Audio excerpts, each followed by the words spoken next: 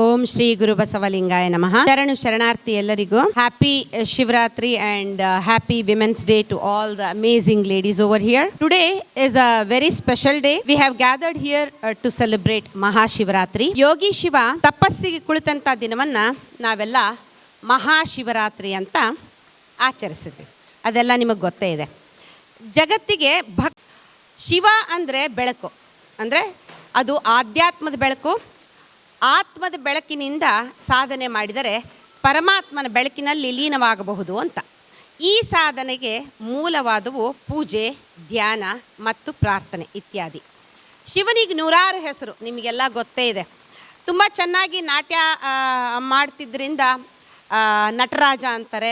ಆಮೇಲೆ ಭಕ್ತಿಯಿಂದ ಯಾರು ಏನನ್ನು ಕೇಳಿದ್ರು ಶಿವ ಕೊಟ್ಟು ಬಿಡ್ತಿದ್ದ. ಹಾಗಾಗಿ ಶಿವನಿಗೆ ಬೋಳೆ ಶಂಕರ ಅಂತಲೂ ಹೇಳ್ತಾರೆ. ಆಮೇಲೆ ಮಹಾನ್ ಸಾಧಕನಾಗಿದ್ದರಿಂದ ಮಹೇಶ ಅಂತಲೂ ಕರೆದರು. ಸಿಂಧೂ ನದಿಯ ದಡದಲ್ಲಿ ದ್ರಾವಿಡರು ಅಂದರೆ ದ್ರವಿಡಿಯನ್ಸ್ ಭಕ್ತಿಯಿಂದ ಶಿವನೊಬ್ಬನನ್ನೇ ಆರಾಧಿಸ್ತಿದ್ರು. Later Aryans arrived and they offered prayer to all the 5 elements, ಅಂದರೆ ಈ ಪಂಚಭೂತಗಳಿಗೆ ಅವರು ಪೂಜೆ ಮಾಡ್ತಾ ಇದ್ರು.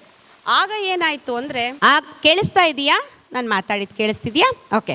ನಿಮಗೆ ಒಂದು ಸಣ್ಣ ಇಂಟ್ರೋ ಕೊಡ್ತೀನಿ ಶಿವರಾತ್ರಿ ಬಗ್ಗೆ, ಆಮೇಲೆ ಸ್ವಲ್ಪ ಪೂಜೆ ಬಗ್ಗೆ. ಯಾಕಂದರೆ ನಾರ್ಮಲಿ ಎಲ್ಲರೂ ಇಷ್ಟಲಿಂಗ ಪೂಜೆಯನ್ನು ಮನೇಲಿ ಮಾಡ್ಕೋತೀರ, ನನಗೆ ಗೊತ್ತು. ಪಂತ್ರೋದಕ ಹಾಕೋದು, ವಿಭೂತಿ ಹಚ್ಚೋದು, ಆಮೇಲೆ ತೀರ್ಥ ಪ್ರಸಾದ ಅದೆಲ್ಲ ಇದ್ದೇ ಇದೆ.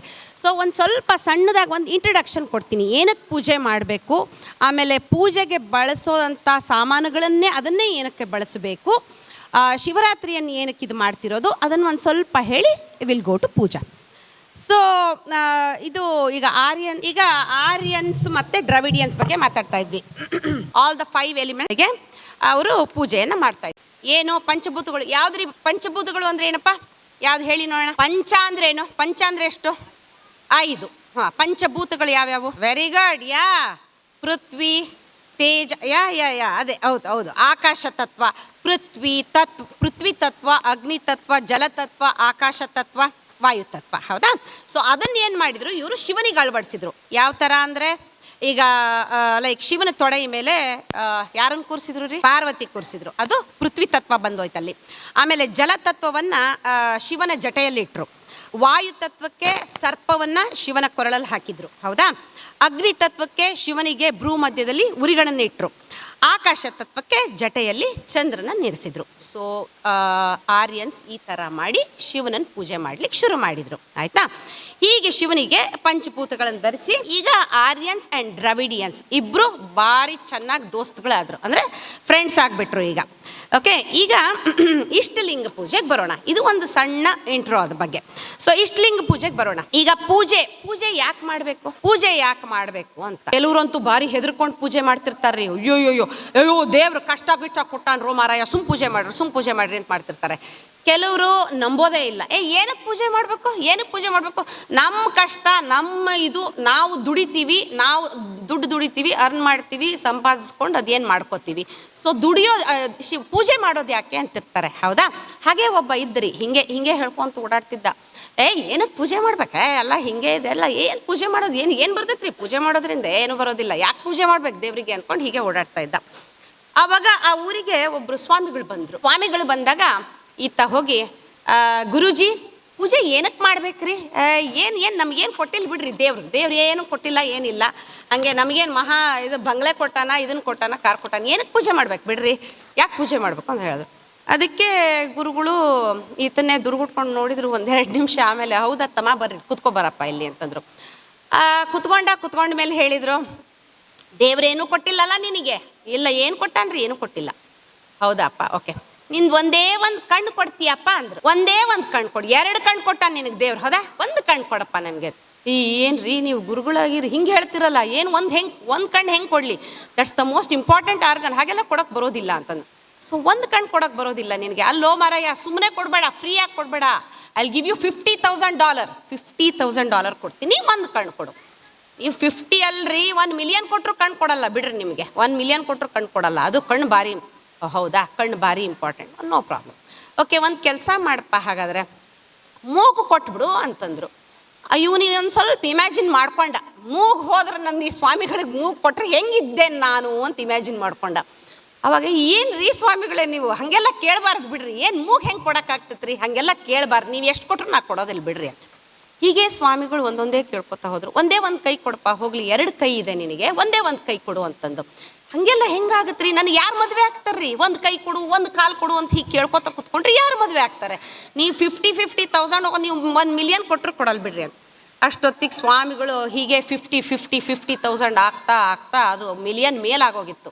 ಸ್ವಾಮಿಗಳಂದರು, ಅಲ್ಲಪ್ಪ ದೇವ್ರು ನಿನಗೆ 1 ಮಿಲಿಯನ್ ಮೇಲಿಂದ ಕೊಟ್ಟಾಗಲೇ ಕಳಿಸ್ಬಿಟ್ಟಿದ್ದಾನೆ ಜಗತ್ತಿಗೆ, ಇನ್ನೇನು ಬುದ್ಧಿ ಕೊಟ್ಟಿದ್ದಾನೆ, ಆ ಬ್ರೈನ್ ಕೂಡ ನೀನು ಕೊಡಲ್ಲ ಅಂತೀಯ. ಬ್ರೈನ್ಗೆ ಕೇಳಿದೆ ನಾನು 100,000 ಕೊಡ್ತೀನಿ ಕೊಡು ಅಂತ, ಅದನ್ನೂ ಕೊಡಲ್ಲ.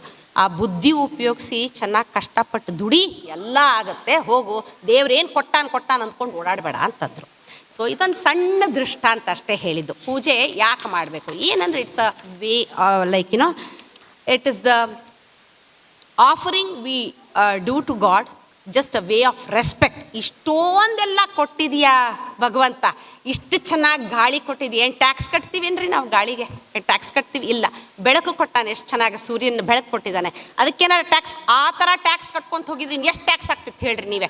ಸೊ ಇಷ್ಟೆಲ್ಲ ಕೊಟ್ಟಿದೀಯಪ್ಪ, ನಾನೊಂದು ಸಣ್ಣ ನಿನಗೆ ಪೂಜೆಯಲ್ಲಿ ಥ್ಯಾಂಕ್ಸ್ ಹೇಳ್ತೀನಿ ಅಂದ್ಕೊಂಡು ಪೂಜೆ ಮಾಡೋದು. ಸೊ ಈಗ ಬಸವಾದಿ ಶರಣರ ತತ್ವಗಳ ಪ್ರಕಾರ ಗುರು, ಲಿಂಗ, ಜಂಗಮ ಈ 3 ಉಪಾಸನೆಗಳು ಅಂದರೆ ಪೂಜೆ ಬಹಳ ಮಹತ್ವವಾದ್ದು.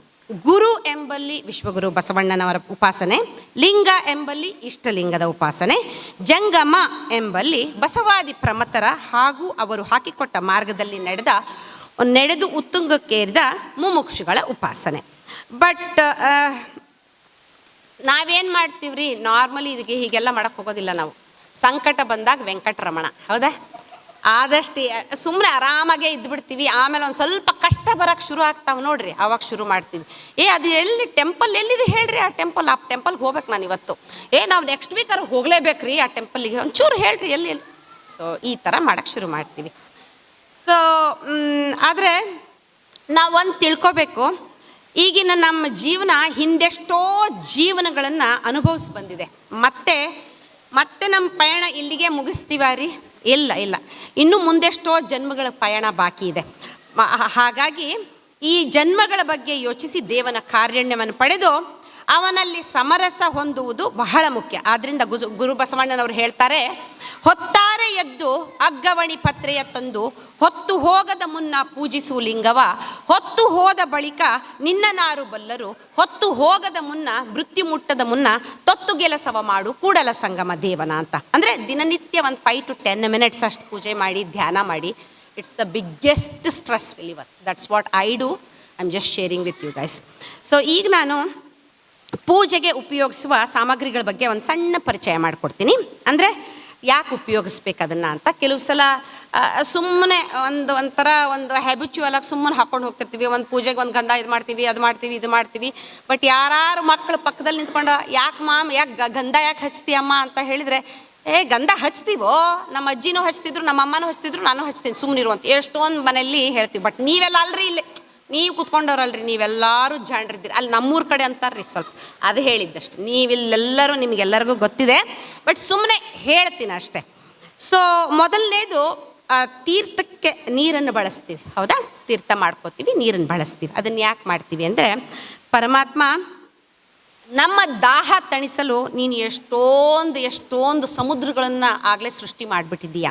ಸೊ ಆ ಕೃತಜ್ಞತೆಗಾಗಿ ನಾನಂದ್ರೆ ಇಡೀ ನೀರನ್ನು, ನಿನಗೆ ಈ ಜಲವನ್ನು ಮಂತ್ರೋದಕದಿಂದ ಶುದ್ಧ ಮಾಡಿ ನಿನಗೆ ಅರ್ಪಿಸ್ತೀನಿ ಅಂತ ಮಂತ್ರೋದಕ ಮಾಡಿ ಪರಮಾತ್ಮನಿಗೆ ಅರ್ಪಿಸ್ತೀವಿ. ಮತ್ತೊಂದು ವಿಭೂತಿ, ಮೇನ್ ವಿಭೂತಿ ಅಲ್ವಾ? ವಿಭೂತಿ ನಮ್ಮ ಅರಿಷಡ್ ವರ್ಗಗಳು. ಯಾವ್ರಿ ಅರಿಷಡ್ ವರ್ಗಗಳು? ಇದೆಲ್ಲಿಂದ ಏನೇನು ತರ್ತೀರಿ ಮೇಡಮ್ ನೀವು? ಅರಿಷಡ್ ವರ್ಗಗಳು ಅಂದ್ರೆ ಏನ್ರಿ? Very good, yes. ನೀವು ಇಲ್ಲಿ ನೋಡ್ಕೋತಿಲ್ಲ ಅನ್ಕೋತೀನಿ. Okay, good. ಅರಿಷಡ್ ವರ್ಗಗಳು ಕಾಮ, ಕ್ರೋಧ, ಲೋಭ, ಮೋಹ, ಮದ, ಮಾತ್ಸರ್ಯ. ಸೊ ಇವನ್ನೆಲ್ಲ ಸುಟ್ಟು ಆ ಭಸ್ಮವನ್ನು ಹಣೆ ಮೇಲೆ ಧರಿಸುವೆ ಎಂದು ವಿಭೂತಿ ಅಥವಾ ಭಸ್ಮವನ್ನು ಧರಿಸ್ತೀವಿ. ಆಮೇಲೆ ದೀಪ ಹಚ್ಕೋತಿರಲ್ಲ, ದಿನ ದೀಪ ಹಚ್ತೀರಿ ನೀವು, ಹೌದಾ? ಬೆಳಿಗ್ಗೆ ಹೊತ್ತು, ಸಂಜೆ ಹೊತ್ತು ದೀಪ ಹಚ್ತೀರಿ ಮನೇಲಿ ಪೂಜೆ ಹಿಂದೆ. ಸೊ ಈ ಜಗತ್ತು ಸೂರ್ಯನ ಬೆಳಕಿನಿಂದ ಬದುಕ್ತಿದೆ. ಏನಾದರೂ ಒಂದಿನ ಸೂರ್ಯ ಹುಟ್ಟಲೇ ಇಲ್ಲ ಅಂದ್ಕೊಳ್ರಿ, ಏನಾಗ್ಬೋದ್ರಿ? ಒಂದೇ ಒಂದು ದಿನನಪ್ಪ ಪಾಪ ಸೂರ್ಯನು ಬ್ರೇಕ್ ತೊಗೊಂಡ. ಅವನಿಗೇನು ಬ್ರೇಕ್ ಇದೆಯೇನು, ದಿನಾ ಬೆಳಗಾದ್ರೆ ಬರ್ತಾನೆ, ಹೌದಾ? ಸೊ ಒಂದು ದಿನ ಬ್ರೇಕ್ ತೊಗೊಂಡ, ಏನಾಗ್ಬೋದು ಒಂದು ಸ್ವಲ್ಪ ಯೋಚನೆ ಮಾಡಿ. ಸೊ ಅದಕ್ಕೆ ದೇವರೇ ನೀನು ಇಷ್ಟೆಲ್ಲ ಸೂರ್ಯನ ಬೆಳಕನ್ನು ಇಷ್ಟು ಕೊಟ್ಟಿದೀಯಾ, ಹಾಗಾಗಿ ಈ ದೀಪದ ಮೂಲಕ ನಿಂಗೊಂದು ಕಿರುವಾಗಿ ಒಂದು ಕೃತಜ್ಞತೆಯನ್ನು ಸಲ್ಲಿಸ್ತೀನಪ್ಪ ಅಂತ ದೀಪ ಹಚ್ಕೋತೀವಿ. ಅದೇ ರುದ್ರಾಕ್ಷಿ. ರುದ್ರ ಅಂದರೆ ಶಿವ, ಅಕ್ಷಿ ಅಂದರೆ ಕಣ್ಣು, ಹೌದಾ? ಸೊ ರುದ್ರಾಕ್ಷಿ ಅಂದರೆ ಶಿವನ ಅರಿವಿನ ಕಣ್ಣು, ಅಂದರೆ ಆಧ್ಯಾತ್ಮದ ಕಣ್ಣು. ಆದ್ದರಿಂದ ರುದ್ರಾಕ್ಷಿ ಮಾಲೆಯನ್ನು ಅವನ ಸಂಕೇತವಾಗಿ ಧರಿಸ್ತೀವಿ. ಸೊ ಗಂಧ ಯಾವುದರ ಸಂಕೇತ? ಗಂಧ ಶಾಂತಿಯ ಸಂಕೇತ. ಸೊ ಗಂಧವನ್ನು ಏನೇ ಬಂದರೂ ಮನಸ್ಸನ್ನು ಶಾಂತವಾಗಿ ಇಟ್ಕೋತೀವಿ. ಯಾವ ತಾಪತ್ರಯಗಳು ಬಂದರೂ ಶಾಂತವಾಗಿ ಮನಸ್ಸನ್ನು ಇಟ್ಕೋತೀವಿ ಅಂತ ಹೇಳಿಕೊಂಡು ಗಂಧವನ್ನು ಧರಿಸ್ತೀವಿ. ಸೊ ಪುಷ್ಪ ಹಾಕ್ತೀವಿ, ಅಂದರೆ ಹೂಗಳನ್ನು ಇಡ್ತೀವಿ. ಸೊ ಸುಂದರವಾದ ಹೂಗಳು ಬೆಳಿಗ್ಗೆ ಅರಳ್ತವೆ.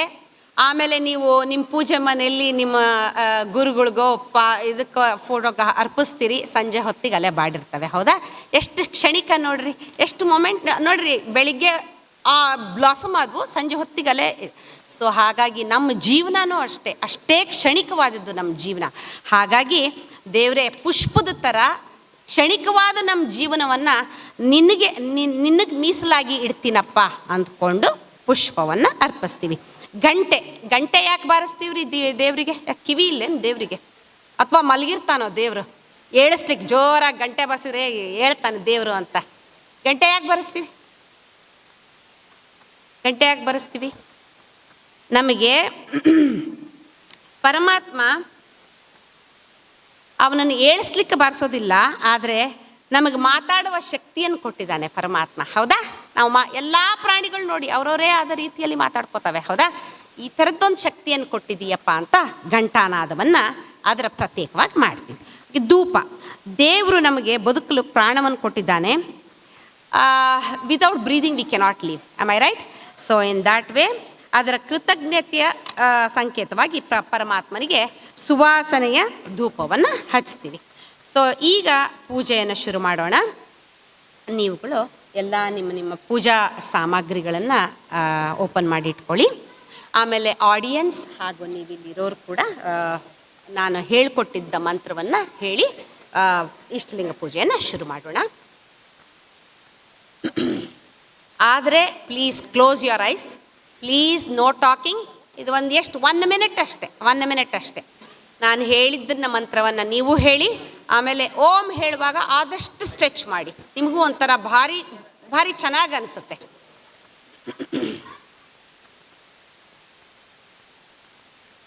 ಓ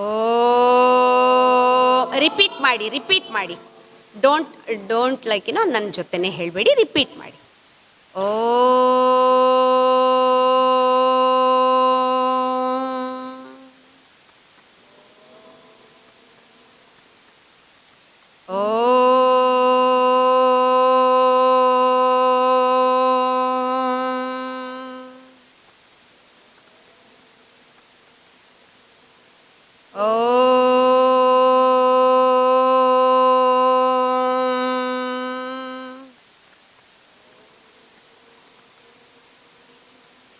ಓಂ ನಮಃ ಶಿವಾಯ.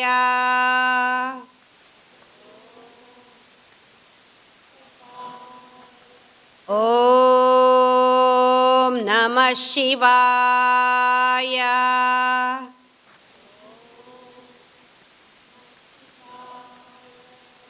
ಓಂ ನಮಃ ಶಿವಾಯ.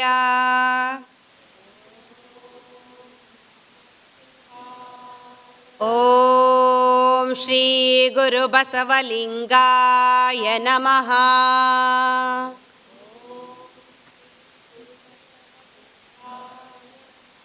ಓಂ ಶ್ರೀ ಗುರು ಬಸವಲಿಂಗಾಯ ನಮಃ.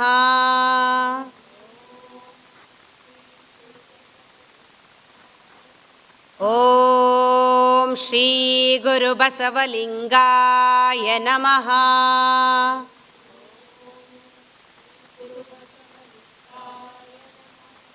Open your eyes. Om Shanti Shanti Shanti.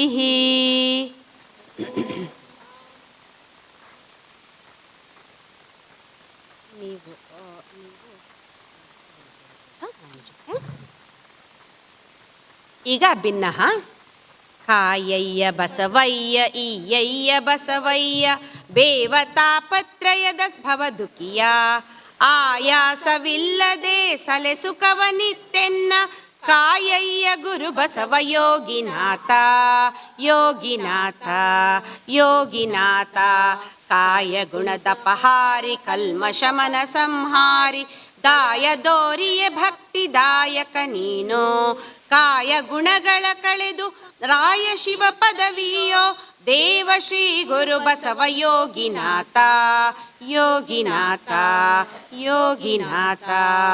ಈಗ ವಿಭೂತಿ ರುದ್ರಾಕ್ಷಿ ಧಾರಣ ಮತ್ತು ಮಂತ್ರೋದಕ ಮಾಡಿಕೊಳ್ಳೋಣ.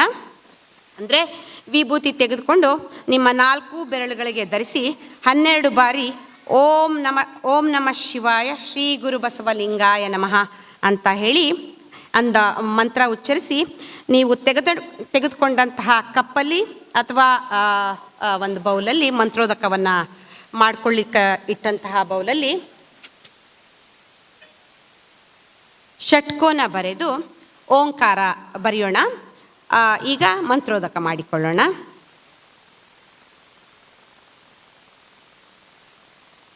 ವಿಭೂತಿ ಮೇಲೆ ಷಟ್ಕೋನ ಬರೆದು ಈ ಥರ ನಿಮ್ಮ ಎಲ್ಲ ಬೆರಳುಗಳಿಗೆ ವಿಭೂತಿಯನ್ನು ಧರಿಸಿ ಓಂ ನಮಃ ಶಿವಾಯ ಓಂ ನಮಃ ಶಿವಾಯ ಓಂ ನಮಃ ಶಿವಾಯ ಓಂ ನಮಃ ಶಿವಾಯ ಓಂ ನಮಃ ಶಿವಾಯ ಓಂ ನಮಃ ಶಿವಾಯ ಓಂ ನಮಃ ಶಿವಾಯ ಓಂ ನಮಃ ಶಿವಾಯ ಓಂ ನಮಃ ಶಿವಾಯ ಓಂ ನಮಃ ಶಿವಾಯ ಓಂ ನಮಃ ಶಿವಾಯ ಓಂ ನಮಃ ಶಿವಾಯ.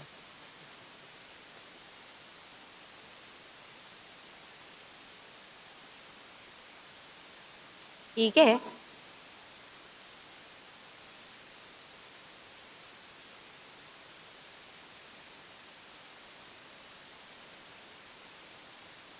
ಈ ಮಂತ್ರೋದಕವಾಯಿತು.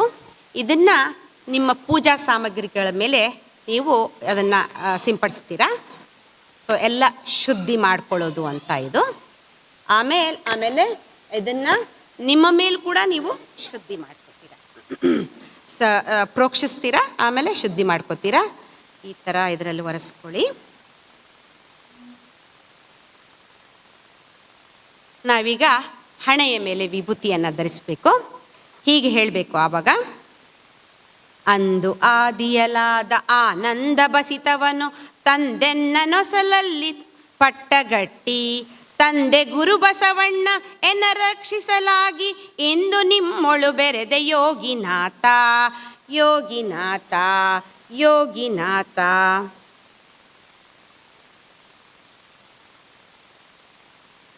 ಈಗ ಒಬ್ಬರು ಅಲ್ಲಿ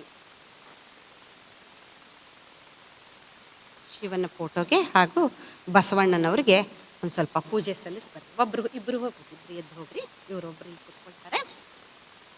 ಸೊ ಹೋಗಿ ಇಲ್ಲಿ ಸ್ವಲ್ಪ ನೀವು ಒಂದು ಇದನ್ನು ತೊಗೊಳ್ಳಿ. ಈ ಥರ ನೀವು ಕೊಡಿ, ನೀವು ಮಂತ್ರೋದಕ ಮಾಡ್ಕೊಂಡಿದ್ದೀರಿ ಅದು ಕೊಡ್ರಿ. ಒಂದು ಸ್ವಲ್ಪ ಅಲ್ಲೆಲ್ಲ ಇದನ್ನು ಮಾಡಿ ಇದು ತೊಗೊಳ್ರಿ. ಇದು ಬೇಕಾದರೆ ನಿಮಗೆ ಇದು ತೊಗೊಳ್ಳೋದಾದ್ರೆ ತೊಗೊಳ್ಳಿ, ಇದು ನನಗೆ ಬೇಕಾಗುತ್ತೆ. ಸೊ ಏನಿಲ್ಲ, ಅವಳಿಗೆ ಹೇಗೆ ಮಾಡಬೇಕಂತ ಪೂಜೆನ. ವಿಭೂತಿ ಇದೆ, ಉದ್ಬತ್ತಿನೂ ತಗೊಳ್ಳಿ. ಆಮೇಲೆ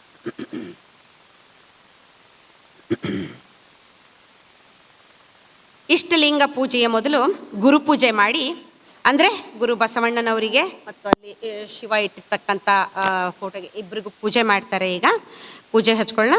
ಈಗ ರುದ್ರಾಕ್ಷಿ ಧಾರಣ.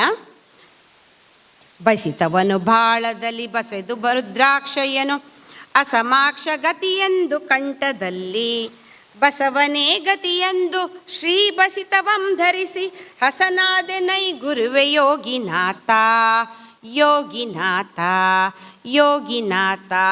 ಈ ಹಿಂದೆ ನಾವು ಮಾಡಿಕೊಂಡಂತಹ ಮಂತ್ರೋದಕವನ್ನೆಲ್ಲ ಪೂಜಾ ಸಾಮಗ್ರಿಗಳ ಮೇಲೆ ಮತ್ತು ನಮ್ಮ ಮೇಲೆ ನಾವಾಗಲೇ ಈಗ ಪ್ರೋಕ್ಷಿಸ್ಕೊಂಡ್ವಿ. ಈಗ ಕ್ರಿಮಿಕೀಟವನ್ನು ಅನುಸಾರಾಗಿ ನರರ ಶರೀರದಿ ಪುದಿದು ಭವದಿ ಬರುತ್ತಿರ್ಪ ನರಕಿಯಾಗಿ ಪುದಿದ ಮನುಜನ ತಂದು ಶುದ್ಧಾತ್ಮನನು ಮಾಡಿ ವಿಮಲ ನೆನೆಸಿದ ಗುರುವೆ ಯೋಗಿನಾಥ ಯೋಗಿನಾಥ ಯೋಗಿನಾಥ. ಇದುವರೆಗೂ ನಾವು ಮಾಡಿದ ಪೂರ್ವಕ್ರಿಯೆಯನ್ನು ಸಿದ್ದರಾಮೇಶ್ವರರ ತ್ರಿವದಿ ಪ್ರಕಾರವಾಗಿ ಮಾಡಿದ್ದೇನೆ.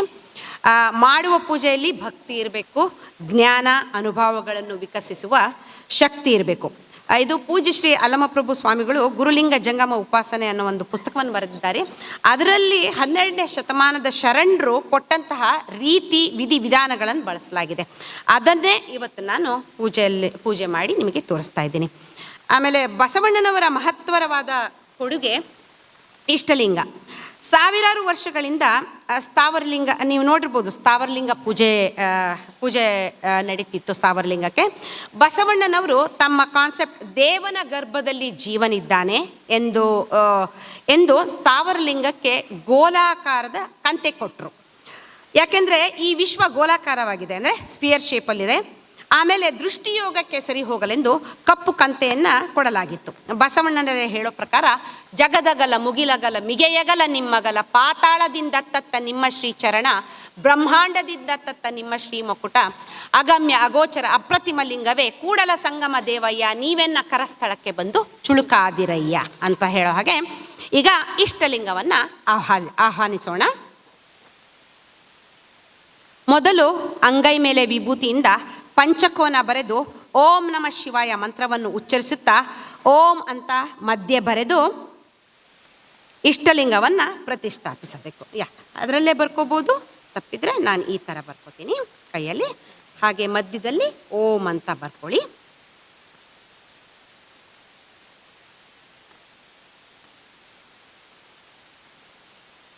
ನಾನು ಕರಡ್ಗಿಯಲ್ಲಿ ಹಾಕ್ಕೊಳ್ಳೋದಿಲ್ಲ, ಬಿಕಾಸ್ ದಿನ ಹಾಕ್ಕೊಳ್ಳೋದ್ರಿಂದ ಸ್ವಲ್ಪ ಹೆವಿ ಅನಿಸುತ್ತೆ ಕರಡಿಗೆ. ಸೊ ಇದನ್ನು ನಾನು ಒಂದು ಸಣ್ಣ ಬ್ಯಾಗ್ ಥರದ್ರಲ್ಲಿ ನೋಡಿ, ಈ ಥರ ಒಂದು ಬ್ಯಾಗಲ್ಲಿ ಇಟ್ಕೊಂಡಿರ್ತೀನಿ ಇಷ್ಟಲಿಂಗವನ್ನು.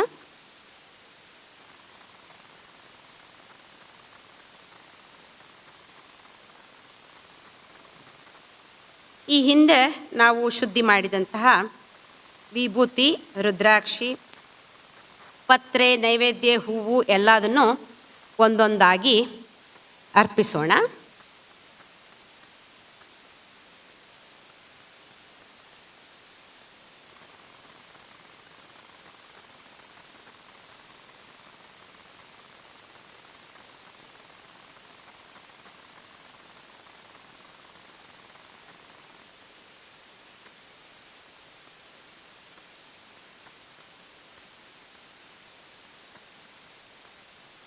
ಇಷ್ಟಲಿಂಗದಲ್ಲಿ ಒಂದು ಸಣ್ಣ ಇದಿರುತ್ತೆ, ಗೆರೆ ಇರುತ್ತೆ. ಅದನ್ನು ನೋಡಿಕೊಂಡು ಅದನ್ನು ನಿಮ್ಮ ತಮ್ಮ ಕಡೆ ಇದನ್ನು ಮಾಡಿದರೆ ನಿಮಗೊಂದು ಐಡಿಯಾ ಬರುತ್ತೆ. Every day like to keep that and ದೃಷ್ಟಿ ಯೋಗಕ್ಕೆ ಭಾರಿ ಯೂಸ್ ಆಗುತ್ತೆ.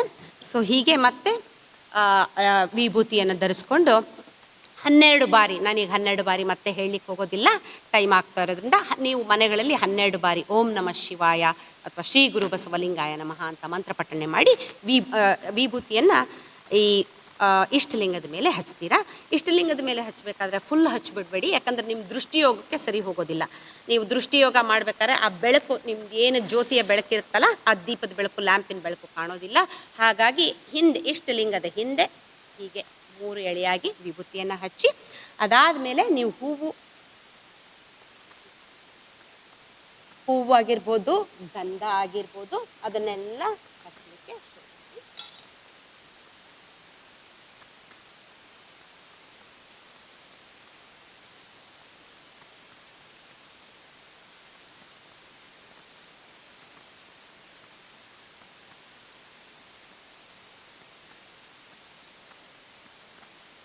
ಆಮೇಲೆ ನೈವೇದ್ಯಕ್ಕೆ ನೀವೇನು ಡ್ರೈ ಫ್ರೂಟ್ಸು ಅದೇನು ಇಡ್ತೀರೋ ಅದನ್ನು ಇಟ್ಕೊಳ್ಳಿ. ಈಗ ನಾವು ಒಂದೊಂದಾಗಿ ಅರ್ಪಣೆ ಮಾಡಾಯಿತು.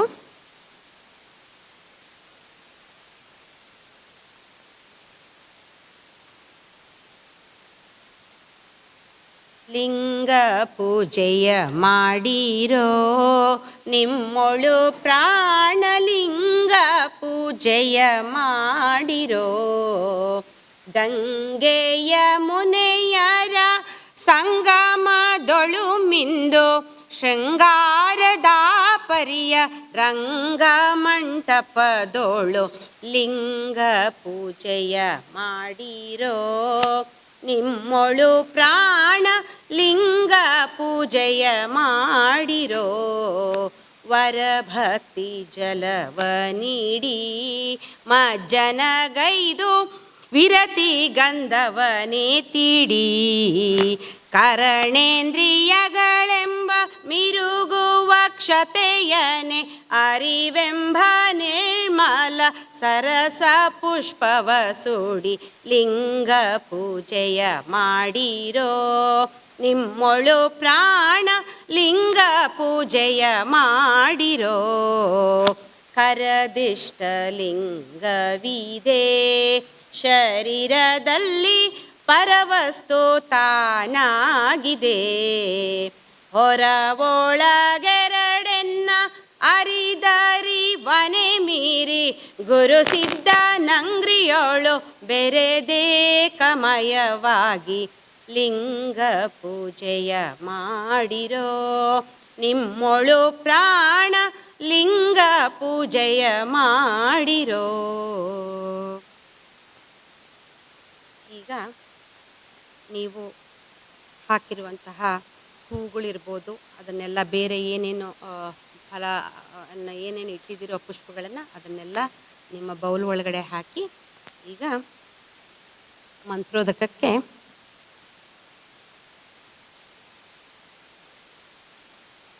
ಮಂತ್ರೋದಕವನ್ನು ಮತ್ತೆ ಓಂ ನಮಃ ಶಿವಾಯ ಅಂತ ಅಂದು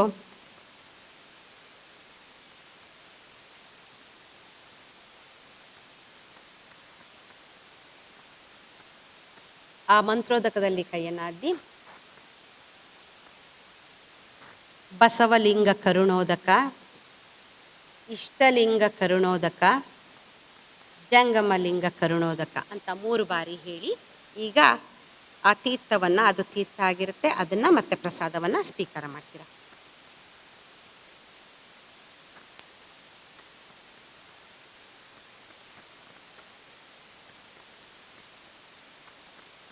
ನೀವು ಇಷ್ಟಲಿಂಗವನ್ನು ಕೈಯಲ್ಲಿ ಇಟ್ಕೋಬೇಕಾದ್ರೆ ಸರಿಯಾಗಿ ಧ್ಯಾನಕ್ಕೆ ಯಾವ ಆ್ಯಂಗಲಲ್ಲಿ ಬೇಕೋ ಹಾಗೆ ಕರೆಕ್ಟಾಗಿ ನಿಮ್ಮ ಕೈಯನ್ನು ಇಟ್ಕೊಂಡು ಇಷ್ಟಲಿಂಗವನ್ನು ಪ್ರತಿಷ್ಠಾಪನೆ ಮಾಡ್ಕೊಳ್ಳೋ ಅಂಥದ್ದು.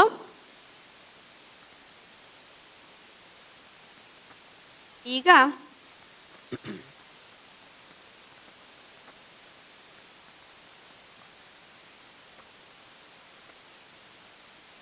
ಇನ್ನು ನೀವು ಇದು ಪೂಜೆ ಆದ ಹಾಗೆ ಇನ್ನು ನೀವು ಎಷ್ಟು ಬೇಕೋ ಅಷ್ಟೊತ್ತು ನಿಮ್ಮ ಮನೆಯಲ್ಲಿ ನಿಮಗೆ ಎಷ್ಟು ಪುರ್ಸೊತ್ತಿದೆಯೋ ಅಷ್ಟೊತ್ತು ಇಷ್ಟಲಿಂಗವನ್ನು ತ್ರಾಟಕ ಯೋಗ ಮಾಡೋರು ತ್ರಾಟಕ ಯೋಗ ಮಾಡ್ಬೋದು, ಅಥವಾ ಧ್ಯಾನ ಮಾಡೋರು ಧ್ಯಾನ ಮಾಡ್ಬೋದು. ನಾನೀಗ ಎರಡನ್ನೂ ಮಾಡೋದಿಲ್ಲ, ಯಾಕಂದರೆ ಟೈಮ್ ಇಲ್ಲ. ಹಾಗಾಗಿ ನಾನೀಗ ಕುರಂಕ ಮುದ್ರೆಯಿಂದ ಇಷ್ಟಲಿಂಗಕ್ಕೆ ನಮಸ್ಕರಿಸಿ ಈಗ ನನ್ನ ಪೂಜೆಯನ್ನು ಮುಗಿಸ್ತೇನೆ.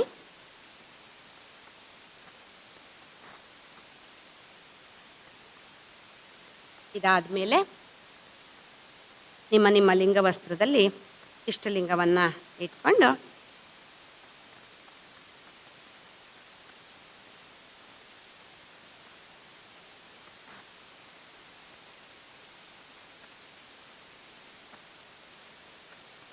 ನಾನು ತುಂಬ TDS ಪ್ರೊಸೆಸ್ ಏನು ತೋರಿಸ್ಲಿಲ್ಲ. ಸುಮ್ಮನೆ ಬೇಗ ಎಷ್ಟು ಮುಗಿಸ್ಲಿಕ್ಕಾಗುತ್ತೋ ಅಷ್ಟು ಬೇಗ ಮುಗಿಸ್ಲಿಕ್ಕೆ ಇದನ್ನು ಮಾಡಿದೆ. ಬಿಕಾಸ್ ಇನ್ನು ಮಂಗಳಾರತಿ ಇದು ಎಲ್ಲ ನೀವು ಮನೆಯಲ್ಲಿ ನಿಮ್ಮ ಟೈಮಿಗೆ ಅನುಗುಣವಾಗಿ ನೀವು ಮಾಡ್ಕೋಬೋದು. ಮಂಗಳಾರತಿ ಎಲ್ಲ ಮಾಡಿಕೊಂಡು ನಿಧಾನಕ್ಕೆ ಪೂಜೆಯನ್ನು ಮಾಡ್ಕೋಬೋದು. ಅಟ್ಲೀಸ್ಟ್ ಒಂದು ದಿನ ಇಟ್ಕೊಂಡ್ಬಿಡ್ರಿ, ವೀಕೆಂಡ್ ಒಂದು ದಿನ at least like half an hour ಪೂಜೆ ಮಾಡೋದು ಅಂತ ಇಟ್ಕೊಳ್ಳಿ. ತುಂಬ ಸಮಾಧಾನ ಆಗುತ್ತೆ, ಆರಾಮಾಗುತ್ತೆ, ಸ್ಟ್ರೆಸ್ ರಿಲೀವರ್. ಓಕೆ, ಸೊ ಈಗ ನನ್ನ ಪೂಜೆಯನ್ನು ಮುಗಿಸ್ತಾ ಇದ್ದೀನಿ.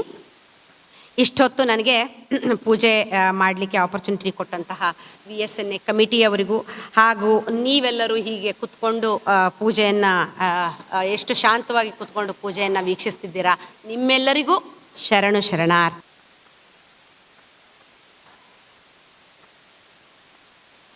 Thank you madam, thank you.